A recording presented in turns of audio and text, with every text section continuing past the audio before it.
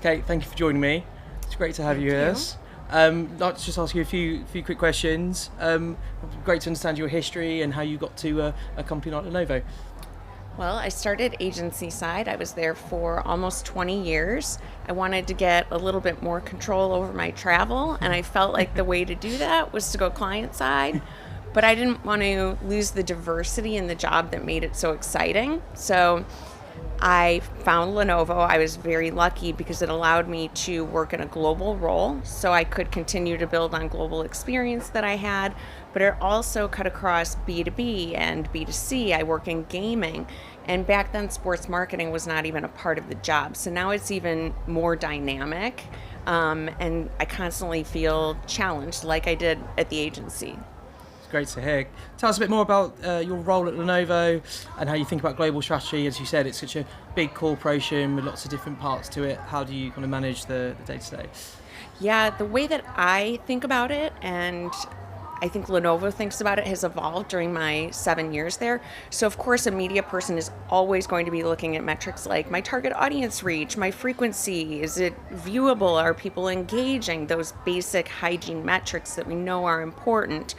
But we don't just want to be pushing our messages out to people, which I would say when I first got to Lenovo, it was pretty product-focused creative.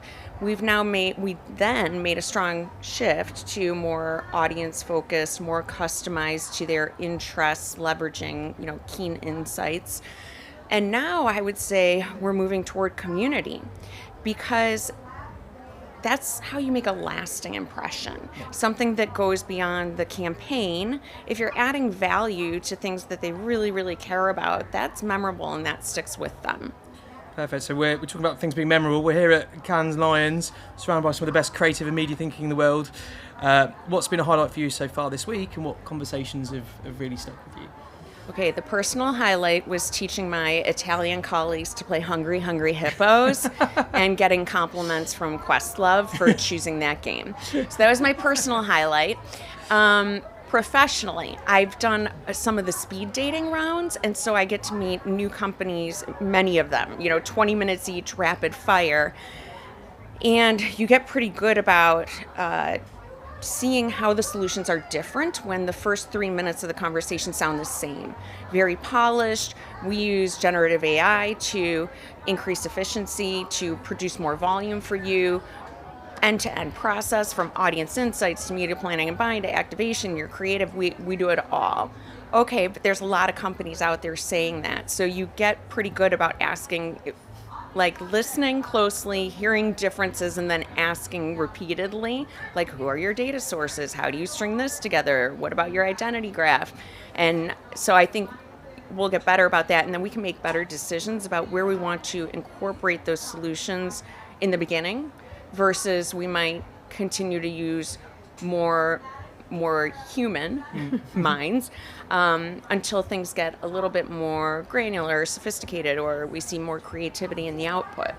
Interesting. It's a ever evolving space, as you say. You need to do the due diligence and the interrogation to make sure that you're moving forward with the right partners. You mentioned earlier about since coming to the role, there's been a growing importance around sport. So it'd be good to understand, how did your commitment to sports marketing start at Lenovo? Yeah, I think a lot of our great big global ideas, they start in the markets. They start locally. And we're just noticing, or we're creating those feedback loops so that we know about the successes and failures, because we have 80 plus markets where it's fertile ground for testing, and they're doing it every day with our encouragement. So sports marketing has been happening in the markets for a very long time. An example would be our partnership with the Dallas Cowboys. Of course, a big part of the investment case is always the visibility that you get by aligning yourself with a popular sport and reaching their fans. But we go beyond that. We create meaningful programs that are altruistic in nature, that Lenovo Foundation runs together with our partners and organizations like the Boys and Girls Foundation. So with the Dallas Cowboys, we are bringing STEM education to those who are most in need and don't have access. So that's an example of one sports partnership. We also did some testing of customer success stories where we looked at how ITDMs and C-suite responded to our advertising when we featured a sports client in our success story versus health, insurance, other industries. And our hypothesis was that people would be more attracted to the sports customer, which at the time was Inter Milan FC. We thought they'd be more attracted, but they may not walk away learning more about Lenovo. They did. So they remembered more of the key details about what Lenovo had to offer, and it improved their perception of Lenovo more than any other industry. So we had a lot of little bits and pieces of sports marketing around the world that were really positive and that were pointing us in the direction of doing something much bigger. I think you kind of touched on that, but that's the way that Lenovo approaches sports marketing does differ to just badging exercises, is actually really integrating with the property, the fan base, and bringing better stories together. Yeah, if you're watching the World Cup right now, you will definitely see Lenovo on the pitch boards, the ref cams, but it's about more than just seeing our logo present. That is powerful, and that works probably for many companies. If I was selling ice cream, it doesn't take a lot of persuading to get someone to buy an ice cream bar. You put it in front of them, it looks good. But ours is much more than a logo slap. All of our partners are customers first. So yes, it is a sponsorship, but also we've been working with FIFA for 1.5 years to understand all of their technology solutions or problems and opportunities, and whether Lenovo's tech, whether it's just giving them laptops or mobile devices or coming up with technology solutions that never existed before, what were ways that we could meaningfully improve the experience of viewing or attending the World Cup or playing in the World Cup. And I think we have about 8 or 9 totally unique solutions. One is ref cams were debuted during the Club World Cup, but we used AI to stabilize the images. So as they're running up and down the field, if you're watching the ref cam footage, you're not going to get motion sickness now. And then another one is like Hawkeye Technologies developed the VAR technology, video assisted refereeing. But we used 3D imaging to create body scans of more than 1,200 players in the World Cup tournament. Every player, we did a 3D body scan. So now when they use VAR, it should be a little more precise because everyone's body looks different and crosses lines at different points.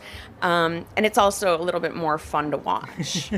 Definitely, it's brilliant to see Lenovo so integrated in making the fan experience and the viewer experience better. It's one of the challenges in sport. The World Cup is obviously one of those big few cultural moments that cuts across consumer, commercial, enterprise audiences. How do you think about media planning when the audience is essentially everyone, but your business goals will be very specific? It's a great question. Again, for some brands, their target audience might be everyone, or everyone who eats potato chips or ice cream, and so their media plan will look totally different than ours. We made the decision to keep our media strategies pretty consistent year over year, but pull FIFA into the creative, the messaging, the engagement opportunities. So we are still reaching all of our target segments. And then we count on the games to get us broader visibility and the opportunity to identify new growth segments. But the media strategy is not dissimilar from a year ago, but to someone who's receiving it, who's seeing what we're doing, they feel that it's quite different, but the targeting's similar. Interesting. For a partnership like FIFA, how do you balance the emotional power of fandom with the need to drive kind of measurable business outcomes? Okay, I think the people that we need to tamp down the most are the people internal to Lenovo when it comes to the emotional response and fandom. We get so excited when we find out that we have an opportunity like this, that we want to make emotional decisions with our investments, and we want to feel like the whole world is seeing what we're doing with FIFA, and it might lead you to decisions you wouldn't otherwise make. And so we have to continue to remind ourselves that there are business outcomes we're going for here, and the media channels that have been proven to work in the past are still those that we should focus on. We can't lose our heads just because we have something that feels really exciting. So all of the measurement that we typically use is still in place, plus more. So we're looking at visibility, engagement, leads, sales, and with a partnership this big, it doesn't have a single objective. We want to see it contribute across all kinds of business objectives and marketing objectives. Amazing, thank you. And then last question for me would be, when you think about your agency partnerships on a platform as big as FIFA, what do you think marketers need most from their principal partners? Is it strategic orchestration, local market fluency, operational excellence, creative amplification? Any others that come to mind? Yeah, I bet that answer would be unique depending on, the client that you ask and their challenges. Because I'm at Lenovo and we have more than 75,000 employees and a huge marketing organization, very matrixed. It is incredibly helpful to have our agency help us with orchestration because we are issuing briefs every day and we are trying to connect those dots and provide full journey experiences and synergy, and we don't always have the full view. I manage global media strategy, so I see where the big global investments are going, but there is a whole bunch more local investment going on every day, and you guys see it all. Yeah. So that's extremely helpful, and we do rely on you for that. But then I would say flawless execution, was that one? Yeah. Yeah, I mean, I guess that's table stakes. We don't do it. You guys do, and I hope it's flawless. Thank you so much. Thank you. Really appreciate your time. Thank you. Me too.